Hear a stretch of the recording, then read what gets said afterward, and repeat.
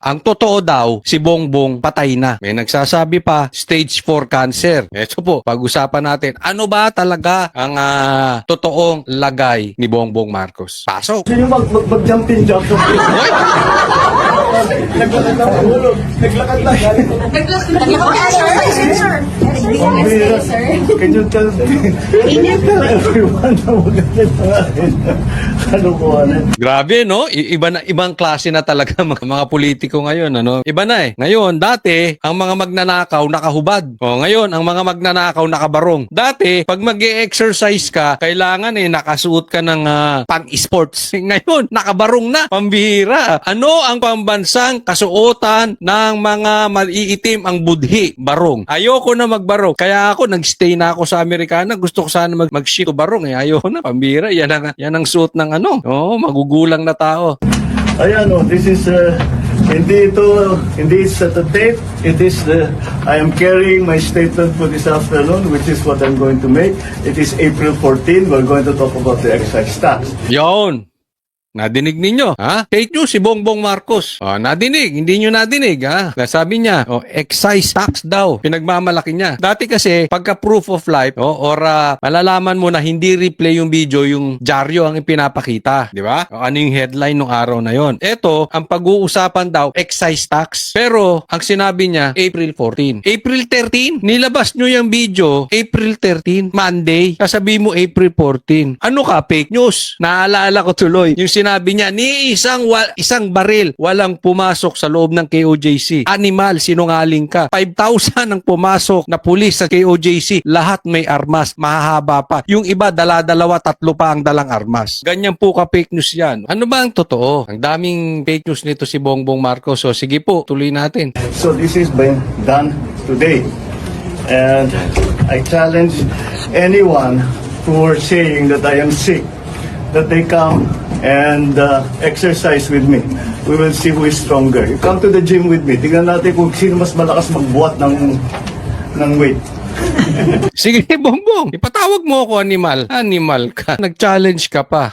Sinabi niya kung sino yung nagsasabi na ako may sakit, come with me in the gym. Exercise, tingnan natin sino mas makakabuhat na malakas. Sige, gusto mo yung dalawang kamay mo, isang kamay ko lang. Naghahamon ka, patawag mo ako, Bongbong Marcos. Pasabi na mo ako. Samahan kita sa gym. Sasabihin mo, Coach Oli, yabang mo naman. Sino ka ba para ipatawag niya? Ganyan ang mga nila eh. Di ba? Pag hinahamon natin ng drug test si Bongbong, sasabihin nila, sino ka para hamunin mo ng drug test si Bongbong? Eto siya naghamon. Bagamat hindi ko sinabing may sakit siya, sige, ikaw naghamon. Patawag mo ako, samahan kita sa gym. Matagal na akong hindi nakaka-workout ha, kasi medyo naging busy ako. Matagal na po, siguro bago pa magpasko, hindi na ako nakaka-workout. Tayo puro cardio lang. So hindi tayo nakakapagbuhat. Sige, ipatawag mo ako, di magkasubukan tayo. Kasi pinagmamalaki niya, wala siyang sakit. Hindi po, wala kang sakit, kaya kaya mo mag-gym. Hindi. Yung iba nga, basketball player naglalaro pa ng basketball, inatake sa puso, patay. Hindi mo makukuha sa ganyan yan. Pakitaan mo kami ng medical bulletin. Maglabas ka ng opisyal. Anong totoong kalagayan? Nagpapa-check up ka, sabi mo sa ospital, hindi maglabas yung ospital. Hindi mo makukuha sa... Hindi porket wala kang sakit, nakakapag-jumping jacks ka.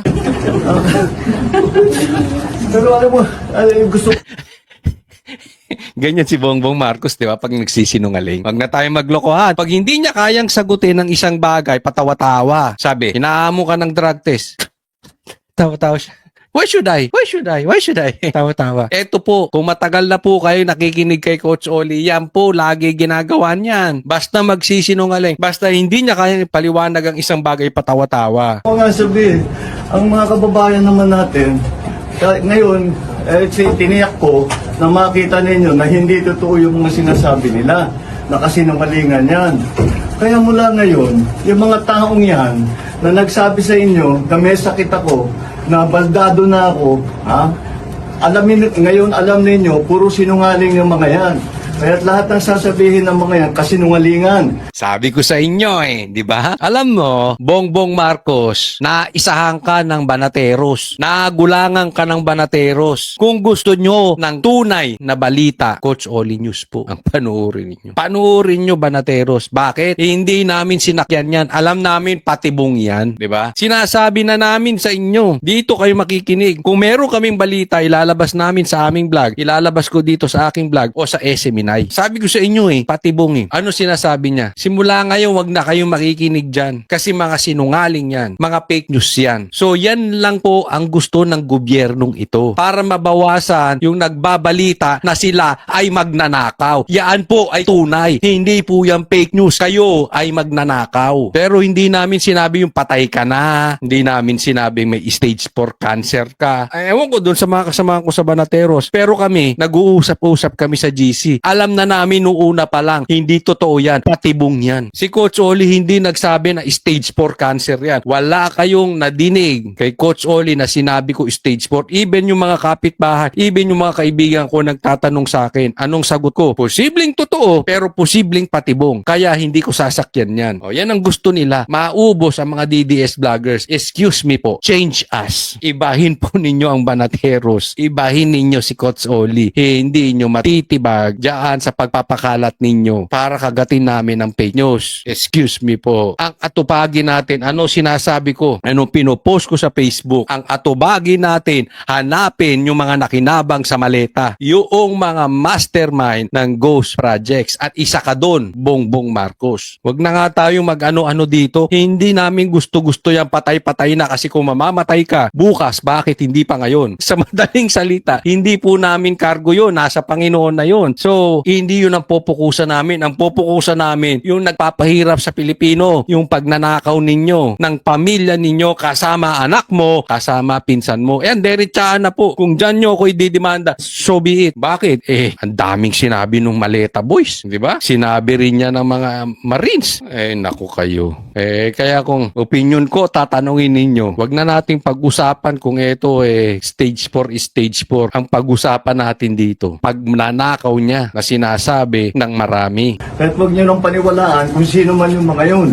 Now you know who the liars are and who is telling the truth. Yun. Di hindi kami yun. Hindi si Coach Oli yun. Paniwalaan nyo ko. Naisang ka ng Banateros, no? Hindi ubra yung style mong yan. Etong mama na ito, hindi naisahan ng Banateros. Bakit? Kahit na kinarga siya ni BP Sara as president, kami from the get-go ayaw na namin sa'yo kasi adik ka. Sinabi sa amin mismo yan na PRRD. Kaya from the very beginning, hindi mo naiisahan ng Banateros. Ibahin nyo kami. Hindi mo kami budol to Budol yung mama na yan. Ang gusto lang yan, ma-eliminate yung magbabalita ng kalokohan nila. And once again, I think it's very, very easy and very clear that I'm in very, very good health. I just had everything. My numbers are. I just had my regular blood test kasi nagpapaano ko ng vitamins and everything. And I'm fine. I'm really quite fine. The last time that I went to the hospital was to have my CAT scan to show na yung diverticulitis ko gumaling na. So that was what? 2.5, 3 months ago. Mga ganun.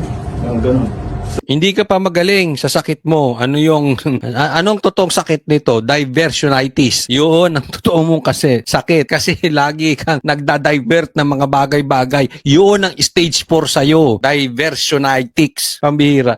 Titingnan nyo ito ha. Pwede naman niyang i-deny. Bigyan ko kayo ng halimbawa. May duda ang taong bayan sa pagiging addict niya. Even si dating presidente, si PRRD, sinabi addict siya. Mga politiko, sinabing addict siya. Even kapatid niya sinasabing addict siya. Pwede naman niyang i-deny na convincing na magpa-drug test. Tapos na sana. Pati ang sakit niya. Sabi nga, nagpatay-patayan lang tong mama na ito sinabi din niya ni Pulong, galing sa inyo yung balita na yan, hindi umano Kunwari kayo, pwede namang i-deny ng maayos. Anong nilabas nyo? Ginamit nyo pa mainstream media. Diba? Katulad ngayon, sino naglabas niyang nito? April 13. Ang araw kasi kailan mo sinabi yan? April 14. Sabi mo, April 14 na. Mainstream media naglabas. Naglabas din ng mainstream media. Meron kayong video, di really. Anong sa madaling salita ginagawa nitong itong mga ito. Dinadivert nila yung mga bagay-bagay. Kasi nga, sobrang laki noong pasabog na binuking sila nung mga ex-marines na siya, ang anak niya at yung pinsan niya, yung pamilyang Marcos magnanakaw. So iniba nila, nagpatay-patayan. Kunwari may sakit, pwede mo namang maglabas ka na lang ng medical bulletin, tapos na eh. Anong ginawa nila? Sinadya nila maraming matrap. Yan ang pag-usapan. Tapos, lalabas siya pa exercise. You are a clown. Hindi po circus ang paghihirap ng Pilipino. Diba? Nakikita nyo? Pwede namang i-deny ng walang, yun na style nila paduda eh. Kung inikot-ikot nila, naglabas sila ng di umanong mga video na dati ng video. Ang hinihingi ng tao, drug test. Ang hinihingi ng tao, medical bulletin. Kung ano-anong sinasabi ninyo. O ngayon, lalabas siya, pa-jogging-jogging. Alam nyo kung bakit? Kasi mamaya lang pag-uusapan na yung impeachment ni Sara. Yun ang pamatay sunog na naman nila. Yun naman ang pang-divert na nila. Para wag na naman pag-usapan. So tapos na yung issue ng patay-patayan niya. Ngayon naman, Sara. Kaya lumabas na siya. Nagpakita na siya. Alam mo, mautak ka nun. Tanga ka pa rin. Hindi para sa akin ha. Hindi mo naisahan ng banateros. Excuse me po. Ay, di mag-libel ka kung magla-libel ka. Pero wala ka makikita sa post ko na may sinabi ako cancer ka. Ang cancer mo yung divert. So, that's all these reports of me going to the hospital. I haven't been to the hospital for 3 months, and even then, it was just to have a CAT scan, because the CAT scan to tell my doctors if the diverticulitis has completely been fixed, and it was, and I'm done. My diet is back to normal. My exercise is back to normal. I still exercise 3-4 times a week. I'm watching my food better than before. But, you know, so Alam mo, Bongbong, wag ka kasi parang bakla. Para kasing bakla eh. Diba? Wala kang convincing eh. Alam mo kung bakit? Lulubog, lilitaw ka. O ngayon, lumitaw ka na naman. Paano ka na naman? Pa-jumping jacks. Makalipas na naman ng 1 linggo, hindi ka na naman makita. Tapos lalabas na naman yung balita na napa-hospital ka. Lalabas na naman na mahina ka. Tapos hindi ka na naman makita. Eh sabi nga nung iba, nagpapa-check up ka. Yung iba naman sinasabi, nagpapalaglag ka ng tama. Kasi bangag ka. Ano bang sabi ng kapatid mo? Lulong ka. Yan ang totoong kalagayan mo. Lulong ka, Bongbong Marcos. Kaya nga, alam mo wala sa'yo, Bongbong Marcos? Consistency. Lulutang ka tapos lulubog. Oh, para kang palitaw. Lutang lubog. Kulang na lang sa'yo, lutang libog eh. Ewan ko. Sige, gusto nyo, magpustahan tayo. Diba? Bagamat di ako nagsusugal. Pustahan tayo. Mamaya, mawawala na naman yan. Mga ilang araw, hindi mo na naman malaman kung sa matagpuan. Diba? Sasabihin nila, nasa Amerika, nandi sa probinsya. Asan ba sa talaga? Ang dami nating problema, minsan di ka matagpuan. Tapos magyayabang ka, paglabas mo, sila sinungaling. Anong kabaklaan niyan, Bongbong Marcos? I'm sorry? Maintenance medicines? Maintenance medicine for, no, I have, 2. One for gout, which is lopurinol. Nung nasa lahi namin mga Ilocano, magka-gout eh. No, excuse me po. Ako po Ilocano. I'm half Ilocano, half Tagalog. Wala po akong gout. Excuse me po. Hindi po kasi ako nag-a-addict. hindi ko sinasabi yung mga may gout nag-a-addict ka. Hindi po. Pero huwag mo nang idama yung mga Ilocano sa mga pinagagawa mo kasi nakakahiya eh. Parang sinasabi mo lahat ng Ilocano magnanakaw. Parang sinasabi mo lahat ng Ilocano. Hindi po totoo yun ha. And the other is for high blood pressure, for hypertension. Those are the only 2 medicines that I take. The others that I take are nothing really. When I have allergies, I take an antihistamine. Pero wala naman ngayon. Aside from that, that's it. I'm not a great believer in supplements. If you eat well and you exercise regularly and you get regular sleep, yun ang medyo kulang ako yung tulog. But Paano adik ka nga? Sige, taas ang kamay ng mga nanunood dito na merong malapit sa buhay, masakit man, pasensya na po. Pero may mahal kayo sa buhay na nag-addict. O, di ba? Hirap makatulog. Hindi ka makatulog. Hindi dahil sa marami kang ginagawa, nawawala ka nga parati. otherwise, everything is normal. And I'm happy to say that I'm healthy. You want me to do more jumping jacks? Army dozen. I can do the army dozen. So eto na ngayon, pag ang isang tao healthy, magja-jump, kaya jumping jacks. O sige, try ko kaya 1,000 jumping jacks. Naku ka, hindi makukuha yung healthy sa ano. Ang healthy, yung hindi addict. Nakita ba kayo ng addict na healthy? Sige nga,